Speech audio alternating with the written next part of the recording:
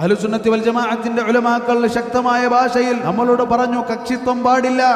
തന്റെ കക്ഷി സത്യത്തിന് വേണ്ടിയല്ലാതെ ഒരു കക്ഷി ഉണ്ടാകരുത്. എന്നാൽ ഇന്ന് ആ സത്യത്തിന്റെ കക്ഷിക്കെതിരെയാണ് എല്ലാവർക്കും ശബ്ദിക്കാനുള്ളത്. കേന്നമകാരനാ, ഏറ്റവും നിനക്ക് ദേഷ്യമുള്ളത് ആരോടാണ്? അത് ഇന്ന വിഭാഗമാണ്. ഇസ്ലാംകാരാ, നിനക്ക് ഏറ്റവും വെറുപ്പുള്ളത് ആരോടാണ്? ഇന്ന വിഭാഗമാണ്. അതേ വിഭാഗം. ജമാഅത്തുകാരാ, നിനക്ക് ഏറ്റവും വെറുപ്പുള്ളത് ആരോടാണ്? അത് ഈ വിഭാഗമാണ്. സമസ്തക്കാരാ, നിനക്ക് ഏറ്റവും വെറുപ്പുള്ള വിഭാഗമാണ്, അത് ഈ വിഭാഗമാണ്.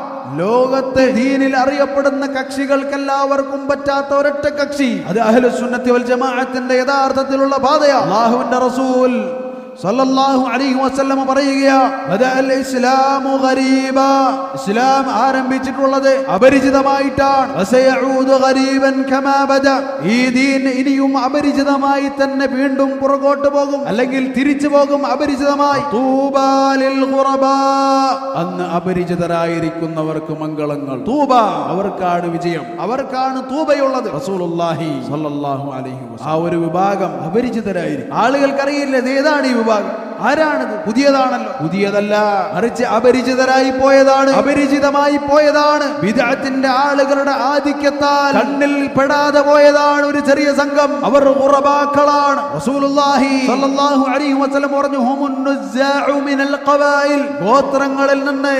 ഒറ്റപ്പെട്ടവരാണവർ. ഒരു ഗോത്രമെടുത്താൽ ഒരാളുണ്ടാകും, രണ്ടാളുണ്ടാകും. അല്ലദീന യസ്ലുഹൂന ഇദാ ഫസദ അന്നാസ്, ജനങ്ങൾ മോശമായി കഴിഞ്ഞാൽ നന്നായി ജീവിക്കുന്നവരായിരിക്കും അവർ. ഖദ് ജാഅകും മിനല്ലാഹി നൂറുൻ വകിതാബുൻ മുബീൻ, ഖദ് ജാഅകും മിനല്ലാഹി നൂറുൻ വകിതാബുൻ മുബീൻ يهدي به الله من اتبع رضوانه سبل السلام ويخرجهم من الظلمات إلى النور بإذنه ويهديهم إلى صراط مستقيم.